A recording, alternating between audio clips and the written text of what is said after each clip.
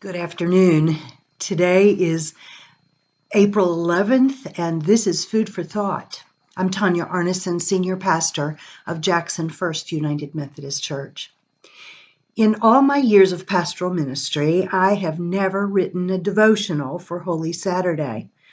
By this day of Holy Week, my Easter Sunday and all the elements of the Easter celebration are finished, and I'm busy preparing a feast for the family who always gather at our home for dinner on Easter Sunday.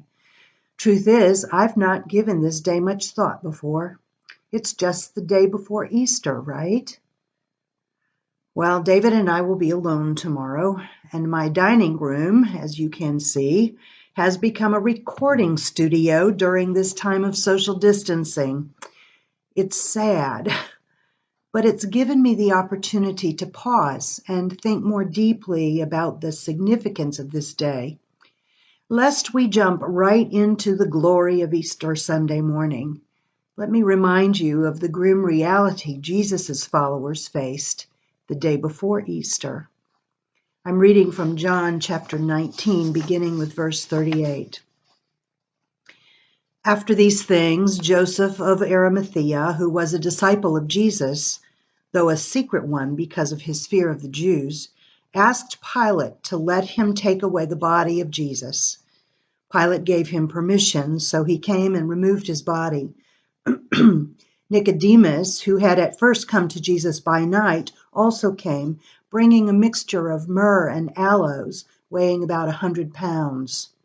They took the body of Jesus and wrapped it in the spices in linen cloths, according to the burial custom of the Jews. Now there was a garden in the place where he was crucified, and in the garden there was a new tomb in which no one had ever been laid. And so, because it was the Jewish day of preparation and the tomb was nearby, they laid Jesus there.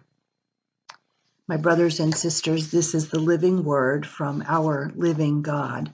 Let us all say, thanks be to God. This afternoon, I'd like to share an excerpt from Max Lucado's book entitled He Chose the Nails. This meditation is called On Saturday. John, and he's referring to the Apostle John, John didn't know on that Friday what you and I know. He didn't know that Friday's tragedy would be Sunday's triumph. John would later confess that he did not yet understand from the scriptures that Jesus must rise from the dead. That's from John 20, verse 9. That's why what he did on Saturday is so important. We don't know anything about this day. We have no passage to read, no knowledge to share. All we know is this. When Sunday came, John was still present. When Mary Magdalene came looking for him, she found him. Jesus was dead. The Master's body was lifeless. Jesus' friends and future were buried, but John had not left. Why? Was he waiting for the resurrection? No. As far as he knew, the lips were forever silent and the hands forever still. He wasn't expecting a Sunday surprise. Then why was he here? You'd think he would have left. Who was to say that the man who crucified Christ wouldn't also come after him? The crowds were pleased with one crucifixion. The religious leaders might have called for more. Why didn't John get out of town? Perhaps the answer was pragmatic. Perhaps he was taking care of Jesus' mother. Or perhaps he didn't have anywhere else to go. Could be he didn't have any money or energy or direction or all of the above. Or maybe he lingered because he loved Jesus. To others, Jesus was a miracle worker. To others, Jesus was a master teacher. To others, Jesus was the hope of Israel. But to John, he was all of these and more. To John, Jesus was a friend. You don't abandon a friend. Not even when that friend is dead, John stayed close to Jesus. He had a habit of doing this. He was close to Jesus in the upper room.